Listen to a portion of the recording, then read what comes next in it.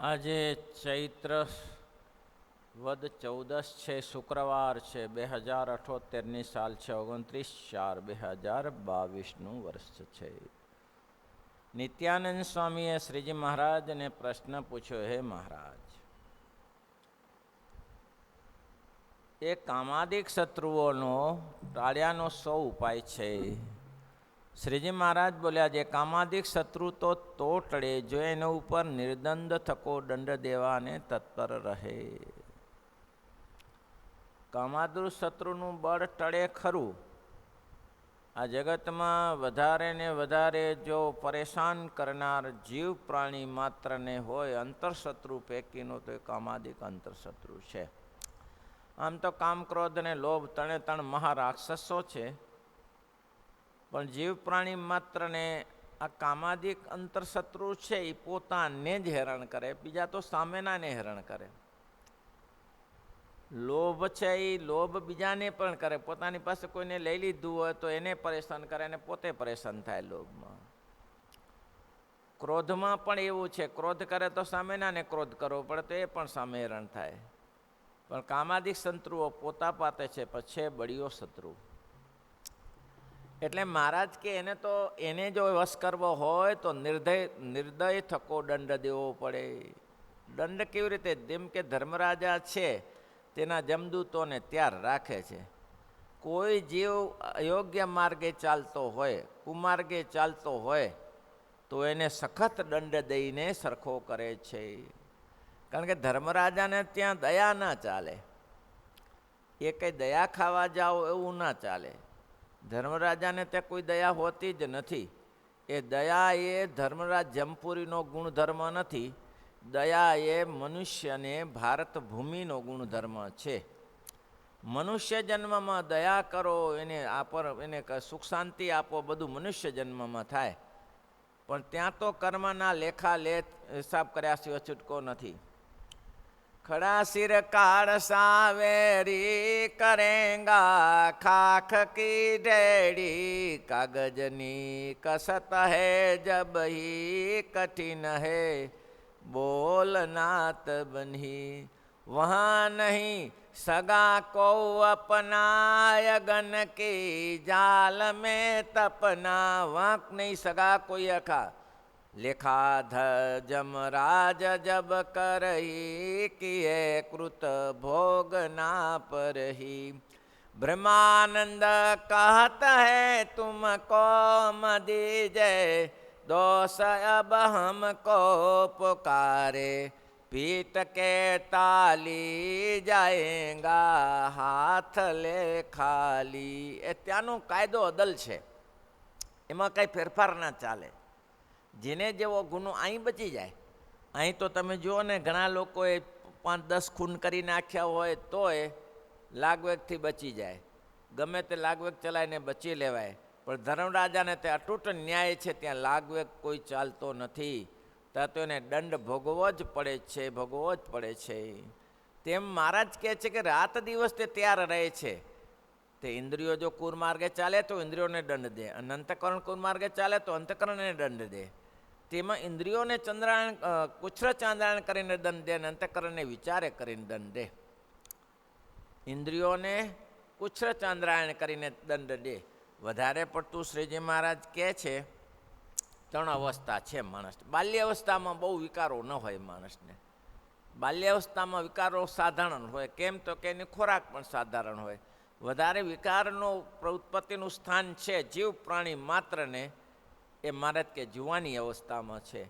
તો જુવાની અવસ્થા એવી છે કે એમાં કુછ્ર ચાંદ્રાયણ કરી શકે, શરીરની શક્તિ હોય તો તપ કરી શકે. તો એને એવો દંડ દે.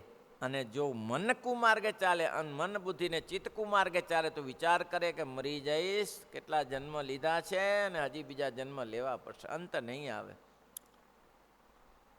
કેટલા જન્મ લઈને મરી ગયો અને હજી એ જન્મ લેવા પડશે. હવે આ જન્મે સુધારો કરી લ્યો. આ જીવને સુખ તો ક્યાં નથી મળ્યું, વિષય સુખ તો કયા જન્મમાં નથી મળ્યું.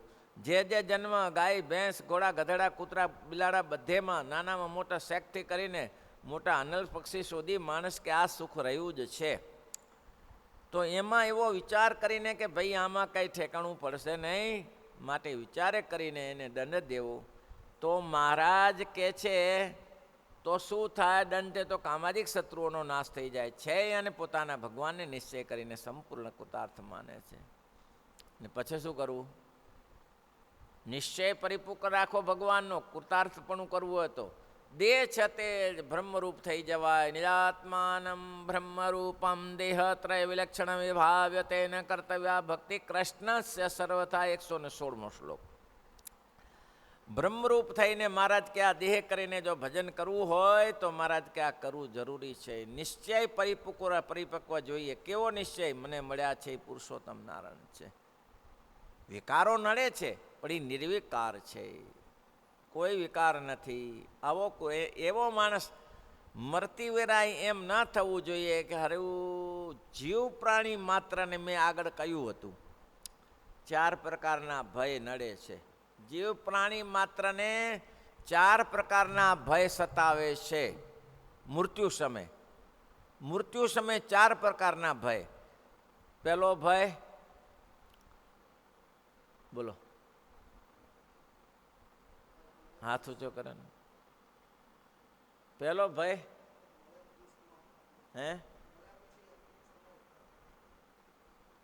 પહેલામાં પહેલો ભય જીવ પ્રાણી માત્રને મૃત્યુંજય છે. આ મૃત્યુ જીતવા માટે પહેલામાં પહેલો ભય શું કયો છે? ઓહો, કેટલો લાંબી લંગર ઊભી કરી છે. કાકા, ફુવા, ફઈ, માસા, માસી, ભાઈ, ભત્રીજા, બેન, દીકરા, બાપા, દાદા, દાદી. આ લાંબી લંગર છે. ડબ્બો એક રેલવેનો ડબ્બો તો એની આગળ કોઈ કામનો નહીં, એટલી લાંબી લંગર છે. એટલા ડબ્બા જોડેલા છે. આ બધાને છોડીને એક દિવસ હવે આંખ વિચાઈ જશે અને આ બધાએ જે મને અત્યાર સુધી મારા સંબંધી કર્યા છે, ક્યાંના ક્યાં, દીકરીના દીકરા, એના દીકરા, આ બધાને છોડીને જવાનું છે. એક ભય, આ બધું છોડીને જવાનું છે. મૃત્યુનો ભય. બીજો ભય છે અત્યાર સુધી કેટલી મહેનત કરી, કેટલા મકાનો બનાવ્યા, કેટલી જમીનો લીધી, કેટલી દુકાનો લીધી, કેટલા ધંધા કર્યા. આ બધું એક દિવસ છોડી આટલું બધું ભેગું કર્યું તે કેટલી મહેનત કરી હતી, મજૂરી કેટલી કરી હતી, રાત્રે દિવસ ચોટો રહ્યો, આટલું બધું ભેગું કર્યું અને આટલું બધું ભેગું કરેલું એક દિવસમાં ફના કરી દેવાનું. હવે આંખ બંધાઈ જશે, હવે આ બંધ થઈ જશે. આ કંઈ સાથે મૃત્યુંજયની કેસેટ છે. મૃત્યુ થયા પછી કાંઈ નહીં થઈ જાય. ત્રીજો ભય આ શરીરમાં રોગ. કેટલા રોગ છે. આ તો શરીર ઈશ્વર ઈચ્છાએ સારું ચાલે, બાકી સેજ આમ આડુરું થયું ને તો ક્યાંય ને ક્યાંય નીકળી જઈએ એવું શરીરમાં રોગ ભરેલા છે, ખતરનાક. 3.5 કરોડ રૂવાડા છે ને 7 કરોડ શરીરમાં દર્દ છે. હોસ્પિટલમાં જજો, આપણી હોસ્પિટલમાં ખબર ના પડે, સિવિલ હોસ્પિટલમાં જજો, કેવી દર્દની ખબર પડે. કેવા લોકો રાડો પાડતા હોય છે. અરે ત્યાં ઊભી ના શકો, તમને એમ થાય ભગવાન બચાવે. એવા દર્દો, કોઈને કેન્સરના, કોઈને ટીબીના, કોઈને પેટના, કોઈને કિડનીના, કોઈને લીવરના, કોઈને હાર્ટના. આ એક ગણતરી કરો તો આના થકી બચવું ભારે છે. ભઠ્ઠો બરે ભઠ્ઠો, ભઠ્ઠામાં સુડાવ્યો હોય એવું લાગે. એ છેલ્લું દર્દ છે. અને લાસ્ટમાં હવે આંખ બંધ્યા પછી અહીંયા તો અમેરિકા જવાનું નક્કી છે કે અમેરિકામાં ક્યાંક મળશે, ભાઈને લઈ જશે. હવે ક્યાં જવાનું? કોણ લેવા આવશે? હવે કોણ લેવા આવશે? ભાઈ કોઈ આવશે? મહેમાન આમંત્રણ આપ્યું છે? કોઈ લેવા આવશે? અંત સમય કોઈ લેવા ના આવે એટલે અંતિમ સમય તો આ છે. લિયા નહીં સંત કા શરણા, શીખ્યો એક ઉદર કા ભરણા. લિયા નહીં સંત કા શરણા, લિયો એક ઉદર કા ભરણા. रियो पर नारी से राजी, गई सब हाथ से बाजी. रिया पर नारी से राजी, गई सब हाथ से बाजी हागे तो कठिन है रास्ता जाएगा हाथ ले गस्ता चले नहीं संग एक કોડી પણ નહીં ચડે કોડી ખોટી કોડી પણ સાથે નહીં ચાલે આગે તો કઠિને રસ્તા જાયંગા હાથ લે ગસ્તા આવું છે બધું ભાઈ વિચારવા જેવું છે બધું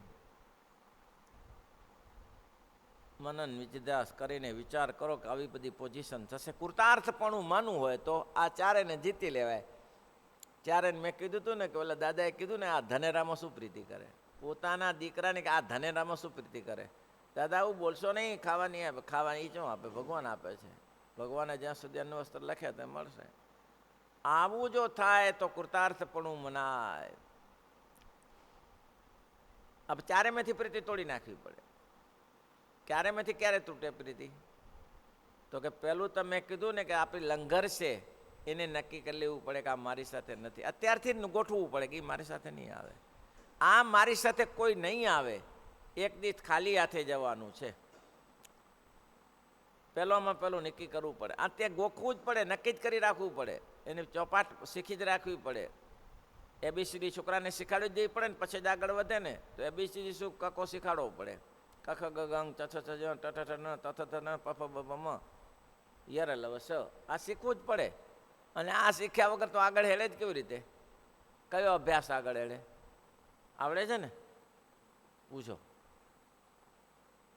હવે એને એ શીખવાડવા માટે શું કરવું પડે જેમ જમના દૂતો દંડનો ધોકો લે છે ને નાને ધોકો લેવો પડે બરાબર ને કાઠું થઈને શીખવાડવું પડે નહીં તો ના આવડે જમના દૂતો જેમ ધોકો લઈને ફરી વળે છે તેમ આની પાછળ ધોકો લઈને ફરી વળો તો ટઠ ડઠ આવે નહીં તો ઢ થઈ જાય ઢબુનો ભાઈ આ શીખી લેવું પડે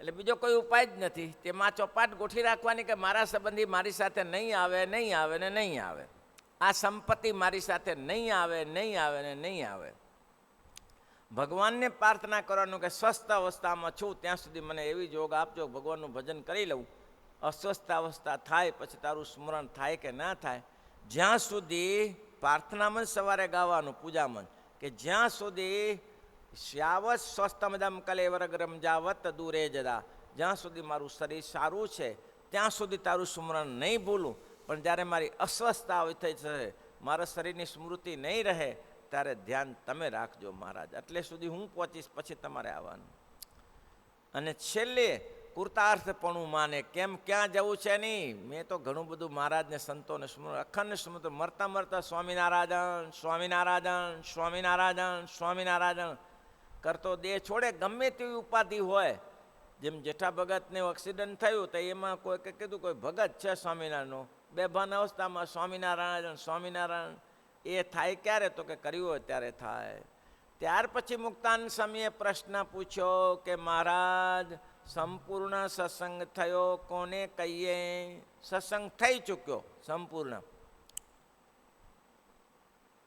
અમારા ગુરુજીને એક જણાએ પૂછ્યું કસ્તુરંગાચાર્યને કે ગુરુજી આપણે ભણી લીધું ક્યારે કહેવાય આપણે ભણી લીધું ક્યારે કહેવાય ત્યારે ગુરુજી એક સૂત્ર બોલ્યા કે હું જે શ્લોક ભણાવું એનો તમને અર્થ એમને એમ આવડતો હોય હું શ્લોક ભણાવું એનો અર્થ તમને આવડે પણ હું ન ભણાવું ને એ શ્લોક જુઓ તો એનો અર્થ આવડે હું ના ભણાવું અને એનો અર્થ તમને બરાબર લાગે ને હું ભણાવેલો બરાબર લાગે ત્યારે સમજી લેવાનું કે હવે તમે ભણી ચૂક્યા ભાઈ સમજાણું ભણી ચૂક્યા કરે કહેવાય તો કે જે શીખાડ્યું તે પણ બરાબર છે અને નહીં શીખાડ્યું તો એ બરાબર છે તો ભણી ચૂક્યા એક સાધુ બેઠેલું કે હું સાહેબ ગુરુજી ભણી ચૂક્યો કેમ તો કે તમે શીખાડેલું નથી આવડતું ને નહીં શીખાડેલું નથી આવડતું કે એટલે બધું હરખું જ છે બધું કે હા એટલે મારે કામ પૂરું થઈ ગયું એટલે ગુરુજી કે તમે આસની જઈને બેસો આમાં જરૂર નહીં તમારી હવે જે શીખાડેલું નથી આવડતું નથી શીખાડેલું નથી આવડતું પછી અહીંયા શું કરવાનું તારે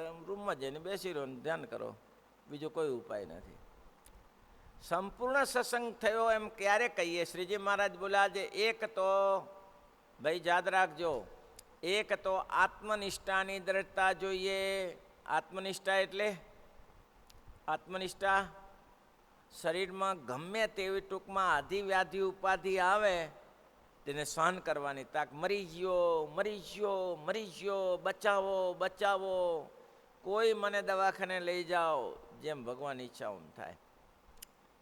પહેલામાં પહેલી આત્મનિષ્ઠા આદત જોઈએ. પોતાના આત્માને દેહેન્દ્રિયો અંતઃકરણ સત્ય અસંગી માને અને દેહેન્દ્રિયોની ક્રિયા તે પોતાને છે ન માને તો પણ આવું થાય.